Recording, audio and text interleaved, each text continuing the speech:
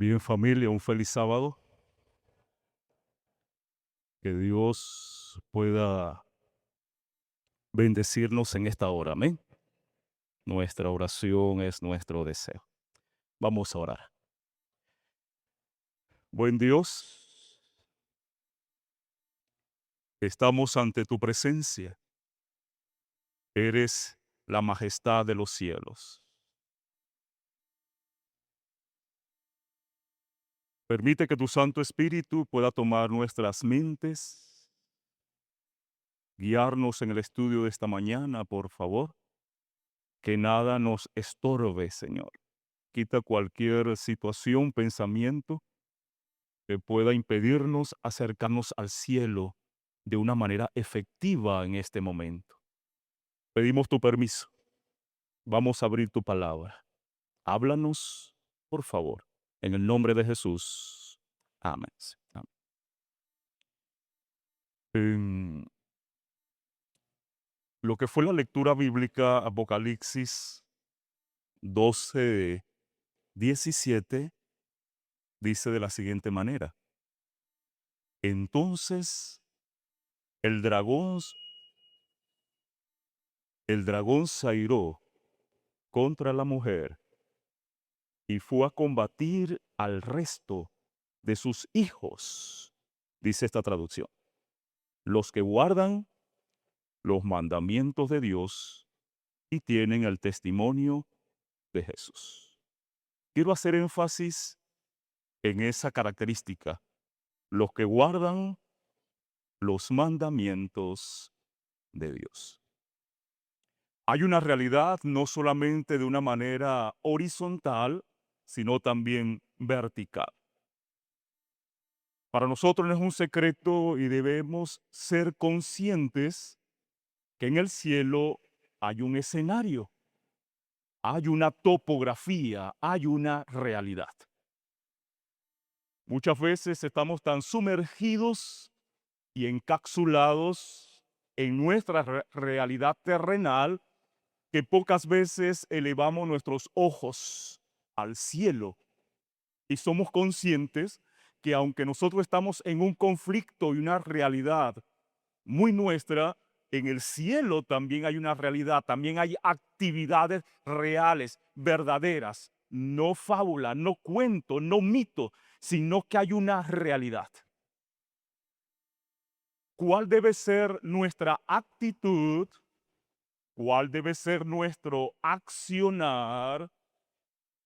Nuestra interpretación de ambas realidades. La realidad en el cielo, un santuario celestial, Jesús intercediendo por nosotros, el juicio investigador a punto de efectuarse las bodas del Cordero, y usted y yo debemos ser como hombres que se preparan entonces para cuando nuestro Señor regrese de las bodas y nos lleve a celebrar la cena de las bodas del Cordero. Amén. Pero mientras tanto, ¿cuál es nuestro accionar? ¿Cuál es nuestra responsabilidad como pueblo de Dios? En el libro del Apocalipsis es un libro muy nuestro. Es un libro que como iglesia se nos antoja mucho. Nos gusta las profecías, Daniel, Apocalipsis, a tal punto que en el mundo académico y en el mundo teológico describen a la iglesia adventista como una iglesia apocalíptica, catastrófica. Escuchaba a un intelectual judío que explicaba cómo habían surgido los grupos en el primer siglo: fariseos, saduceos, esenios, Herodes, herodianos. Y cuando hablaba de los esenios, él decía, los esenios eran, así como la iglesia adventista del séptimo día hoy, son apocalípticos del cielo, que hablan del fin del mundo, del fin, ese tipo. Así nos ve el mundo.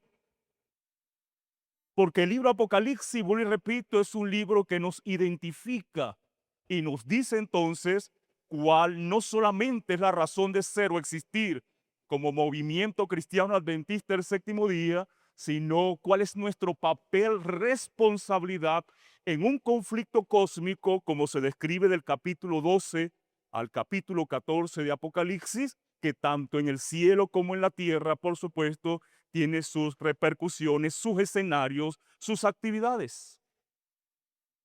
El capítulo 10, por ejemplo, de Apocalipsis es el interludio o el paréntesis entre la sexta y la séptima trompeta, que hablan de los juicios preliminares de Dios a la humanidad, a los impíos con misericordia, llamándolos al arrepentimiento, aunque no se arrepienten, antes que termine el tiempo de gracia y caigan las postreras plagas.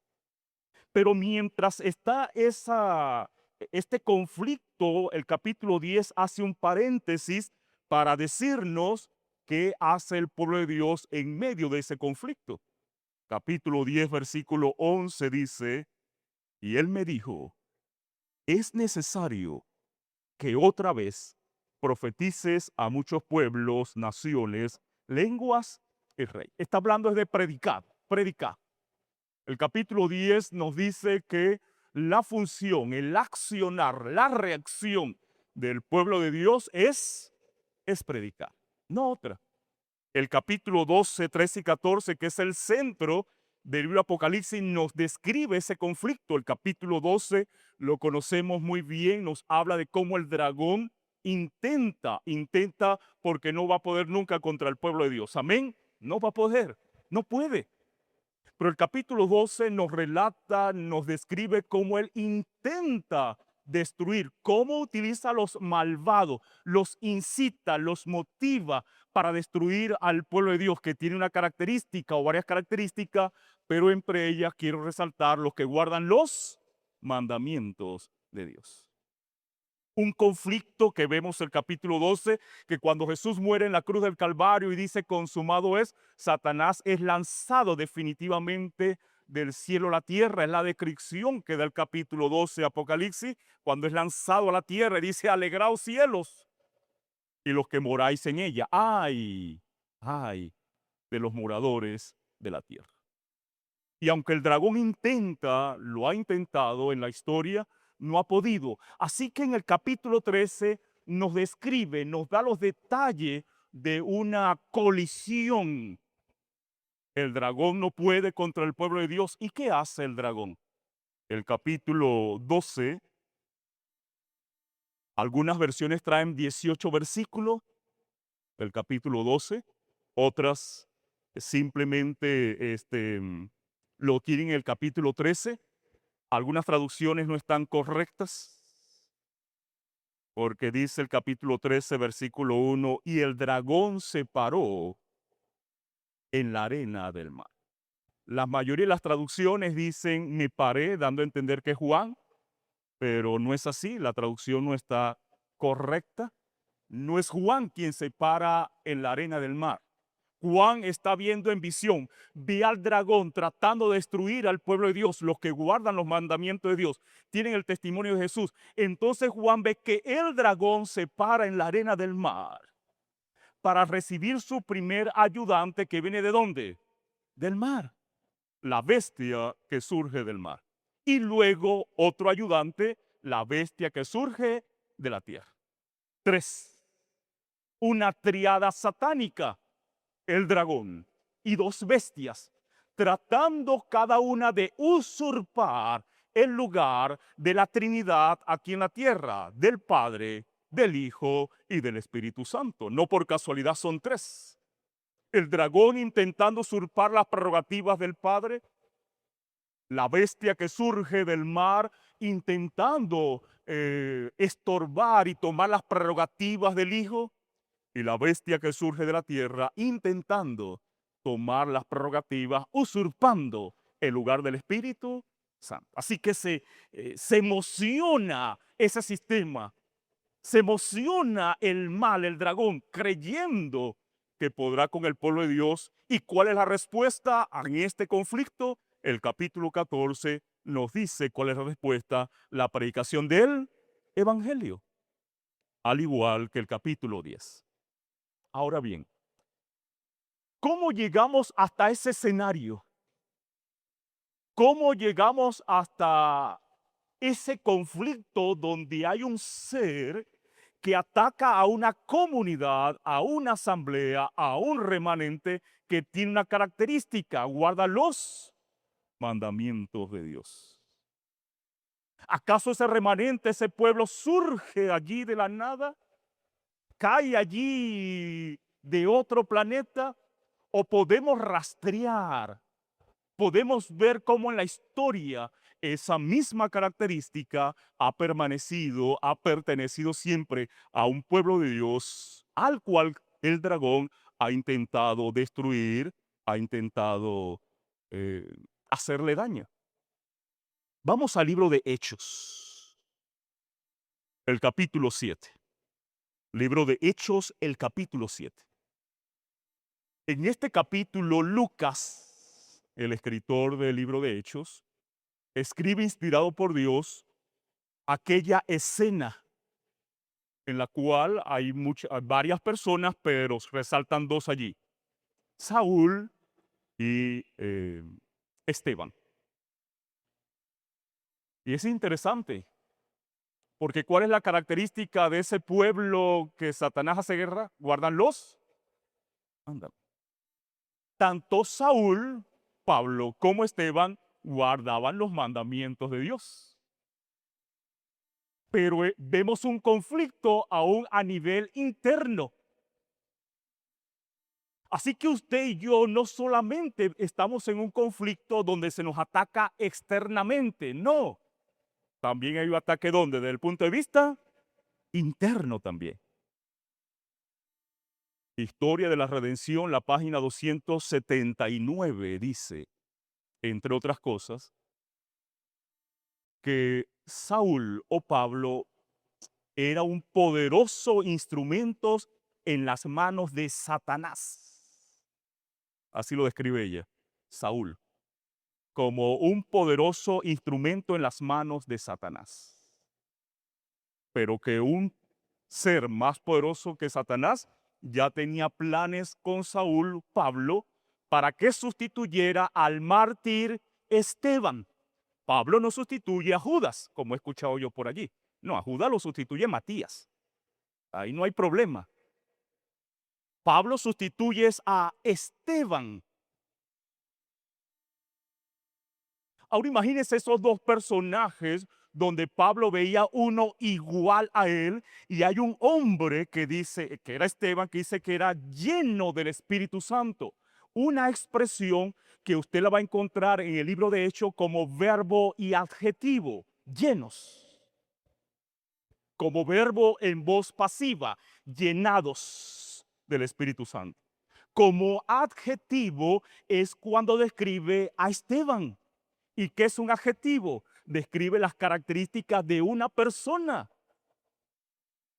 Está describiendo es un nivel de madurez espiritual que había alcanzado este hombre, a tal punto que la Biblia dice era lleno el Espíritu Santo, como un adjetivo, como una característica. Y entre las cosas que dijo este hombre, citando al Deuteronomio, capítulo 7 de Hechos, el versículo 37 y 38. Esteban ahora cita al libro de Deuteronomio, las palabras de Moisés. Así se llama el libro en hebreo, ese libro, las palabras de Moisés.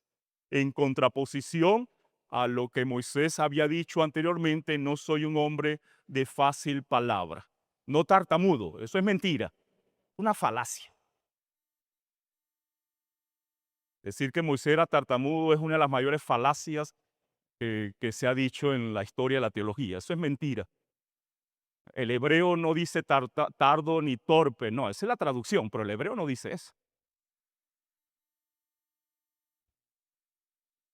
Pero este hombre, Moisés, escribe Deuteronomio, y mire lo que dice Hechos 7, 37, 38.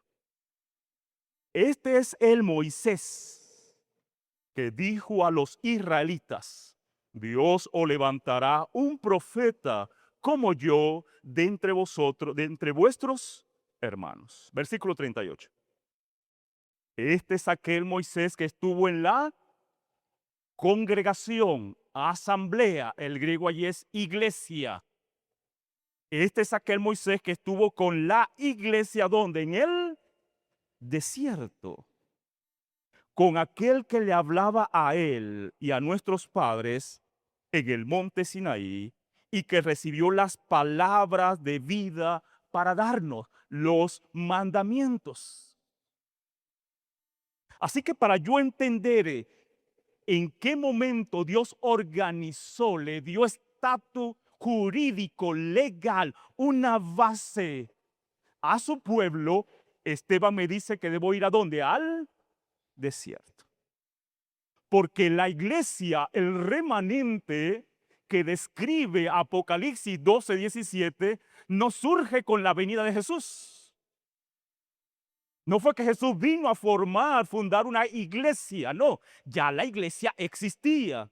Y Esteban me está diciendo que Moisés estaba con la iglesia en el desierto.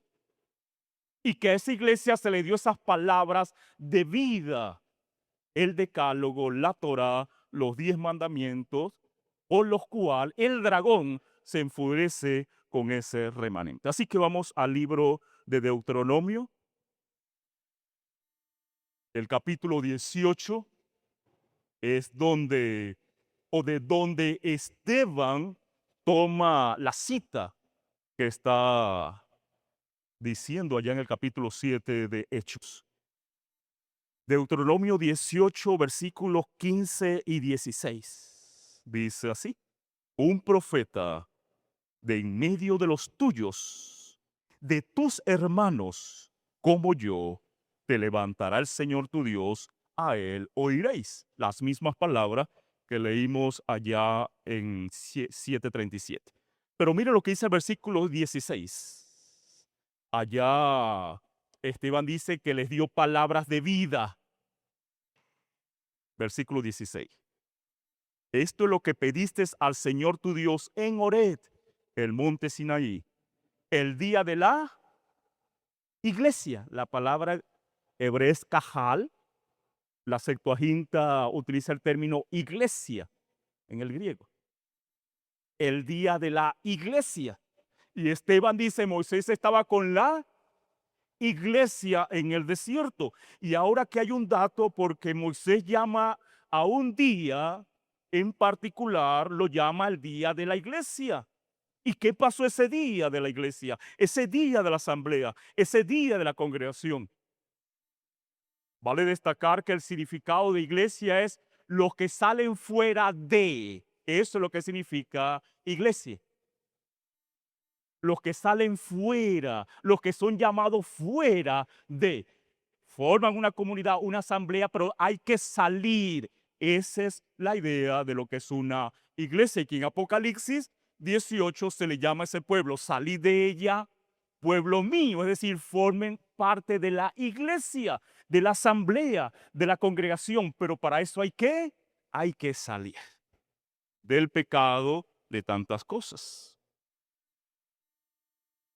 Aquí llama el día de la asamblea cuando dijisteis: no vuelva yo a oír la voz del Señor mi Dios, ni vea más este gran fuego, no sea que muera. Pero no solamente este texto habla de ese día. El capítulo 4 de Deuteronomio, el versículo 10, un texto muy conocido por nosotros, dice de la siguiente manera. Deuteronomio 4:10. Acuérdate del día que estuvisteis ante el Señor tu Dios, ¿dónde? Horeb, monte Sinaí. Cuando él me dijo, reúne al pueblo, sácalo del campamento para que oigan mis palabras y aprendan a reverenciarme todos los días de su vida y a enseñarlas ¿a quiénes? A sus hijos. El capítulo 9 de Deuteronomio, el versículo 10, nos vuelve a hablar de ese día. Ya la cosa nos está diciendo algo acá, porque la Biblia, en la Biblia no se repiten las cosas de una manera vana, superflua, o porque el escritor no tenga nada que escribir o se quiera llenar un espacio, no. ¿Recuerdan cuando el faraón tuvo el sueño 2 veces y que le dijo José, el sucederte el sueño 2 veces significa que la cosa es importante, que hay que poner atención, que Dios se apresura a hacerlo. Cuando yo encuentro que la Biblia me repite una idea 1, 2, 3, 4 veces, no puedo pasarlo de una manera inadvertida y de una manera superficial. No, no, no. Miren lo que dice el capítulo 9, versículo 10. Y el Señor me dio las 2 tablas de piedra escritas por el dedo de Dios, con todas las palabras que Él los había hablado en el monte desde el fuego el día de la iglesia. Ya van 3 textos que me hacen una referencia a un día y le llama el día de la iglesia. Y no basta con eso, el capítulo 10, versículo 4 de Deuteronomio, aparece otra vez la idea. Deuteronomio 4:10 dice, y él escribió en las tablas lo mismo que había escrito en las primeras, los 10 mandamientos que el Señor os había hablado en el monte desde el fuego cuando el día de la iglesia. ¿Qué pasó ese día? Que la Biblia lo llama el día de la iglesia, el día de la asamblea, lo que está registrado en Éxodo 19 y en Éxodo 20. El día en que Dios, si vamos allá, el capítulo 19, por ejemplo, nos dice el versículo 17. Y aquí está la idea de lo que es una iglesia, lo que es una asamblea, lo que es un pueblo de Dios. 17 dice, y Moisés sacó, porque eso es iglesia. Iglesias son los que son llamados a salir. Así como el pueblo de Israel salió de la estrechez, Egipto, Misraín en hebreo, estrechez, ellos lo vieron como un útero, un vientre donde ese pueblo se gestó y con dolores de parto surge ese pueblo que ahora en el monte Sinaí dio 50 días después lo que nosotros llamamos la fiesta del Pentecostés, el día de la iglesia, el día de la asamblea, cuando Dios entregó oralmente su ley, su decálogo, sus principios, sus promesas, sus instrucciones. Se le llama la fiesta del Pentecostés, el día de la iglesia, el día de la asamblea. Quiere decir, apreciados,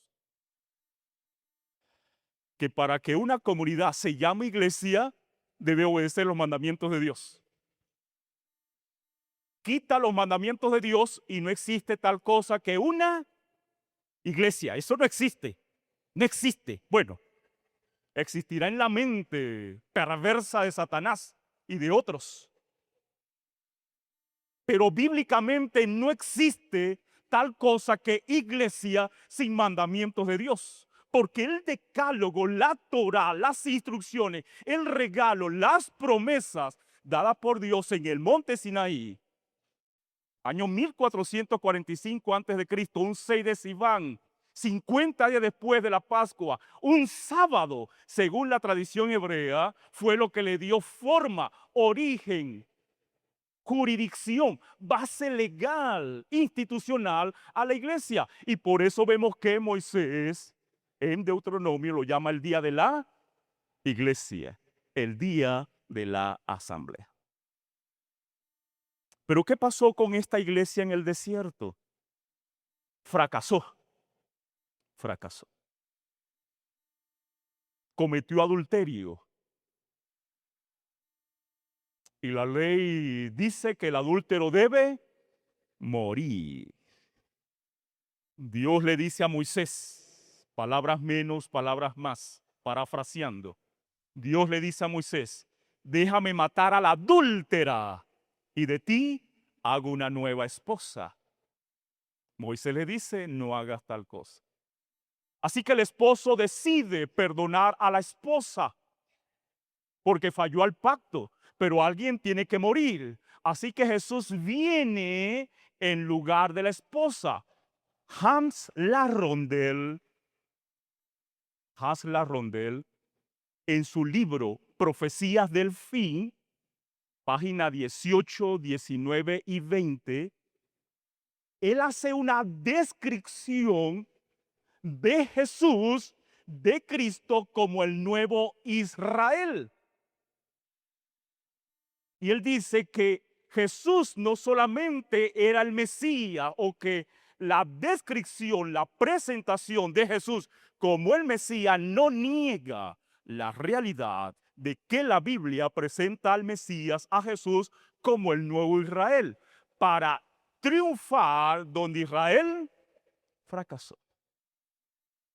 Por eso, si usted toma algunas características del pueblo de Israel, se las puede aplicar a Jesús tipológicamente, simbólicamente, proféticamente. Al pueblo de Israel se le llama mi hijo, mi siervo, igual a Jesús. Se le llama mi primogénito. De Egipto llamé a mi hijo, se le aplica también a Jesús. ¿Cuántos días tuvo Jesús en el desierto ayunando? No es casualidad que sean 40 días. ¿Cuántos años tuvo el pueblo de Israel en el desierto? 40 años. Porque ahora Jesús, quien es el nuevo Israel, viene a triunfar donde la iglesia en el desierto había fracasado. Por eso es que Jesús ahora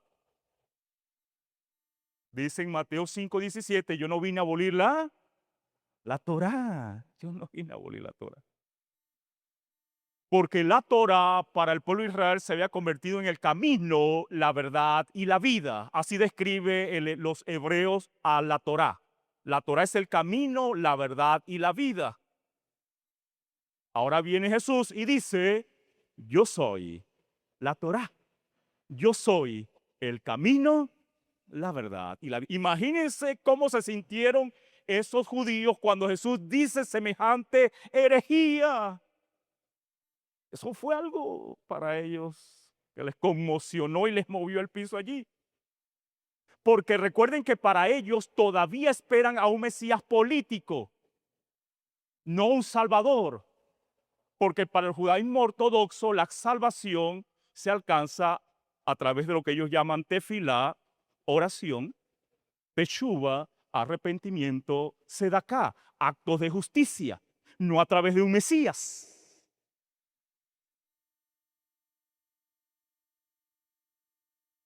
Por eso es que el Mesías, Jesús, se convierte en el todo para nosotros. Amén. Y ahora Jesús adapta la ley, la Torá, a una nueva realidad.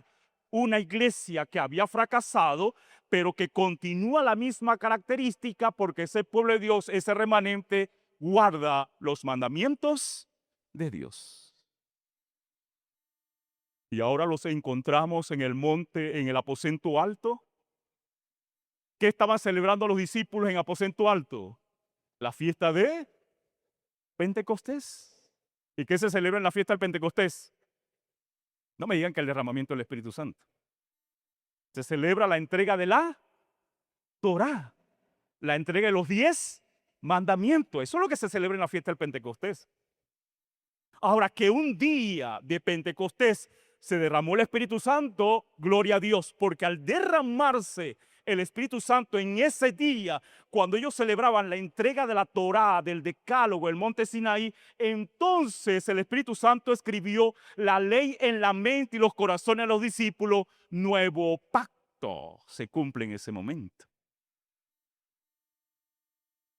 Pero ahora la ley tiene otra connotación gracias a Jesús, gracias a Él. Porque Dios no depende de un pueblo. Dios no depende de nosotros para cumplir sus planes y propósitos. Dios depende de Cristo, del Mesías. Amén. De Él, no de mí, no del pueblo. Es de Jesús. Es en Jesús. Es para Jesús. Pero Jesús se fue. Los discípulos quedaron. Gracias a Dios en ese momento entendieron. La ley fue escrita en su mente y en su corazón.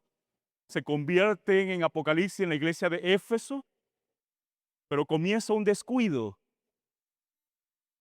Comienza un descuido a nivel horizontal, tristemente, de relaciones sociales. Y eso los llevó a ellos a dejar su primer amor. Luego la iglesia de Esmirna, Pérgamo, Tiatira, Sardis, Filadelfia. Y ahora nos encontramos en este conflicto. Y ahora nos encontramos en este lugar.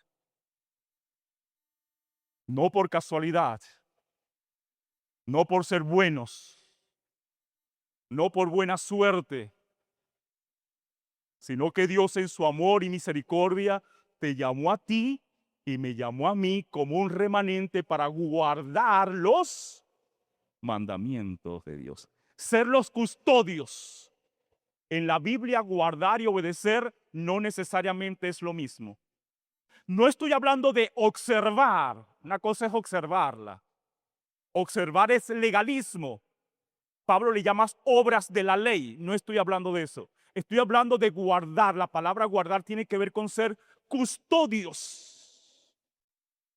Nos convertimos en los custodios, en los vigilantes, los que guardan, atesoran la ley de Dios, de tal manera que la podamos exhibir, accionar en obediencia por amor a nuestro Dios. Amén. La pregunta es, ¿estamos conscientes de esa responsabilidad? De que como pueblo de Dios somos parte de esos custodios, no somos los únicos. La iglesia adventista no son los únicos custodios, no, no, no. Hay muchos que guardan los mandamientos de Dios y hay algunos que lo hacen mejor que muchos adventistas. Así que no se crea, no nos creamos mucho cuidado con eso. Pero sí somos parte de ese custodio, hermano. Esta semana tuve la oportunidad de tener una semana de oración a un colegio, vía Google Meet, por supuesto, a un colegio de Anzoátegui, a su directiva, profesores, maestros, y le hablaba de la importancia de que la ley de Dios debía ser parte del sistema educativo, porque eso es la ley de Dios. Y anoche hablábamos del sábado, la importancia de rescatar el sábado, apreciados, porque ese va a ser ese punto neurálgico, problemático, no para nosotros, sino para ellos. El sábado, el sábado. Para nosotros el sábado se ha convertido en un día más. Estás aquí por costumbre, muchos están aquí es por costumbre. Vienen a la iglesia porque es costumbre, para la iglesia. Cantan porque hay que cantar, ¿verdad? Pero ¿cuántos hemos entendido la delicia, lo importante de este día, del séptimo día del sábado? O lo hacemos, hermanos, o también seremos desechados y no seremos parte de ese remanente que guarda los mandamientos de Dios. O le pedimos a Dios que nos ayude. Hacemos ese autoexamen de conciencia, ese autojuicio. Y vemos cómo estamos obedeciendo, celebrando el sábado, o estaremos perdiendo nuestro tiempo en este lugar.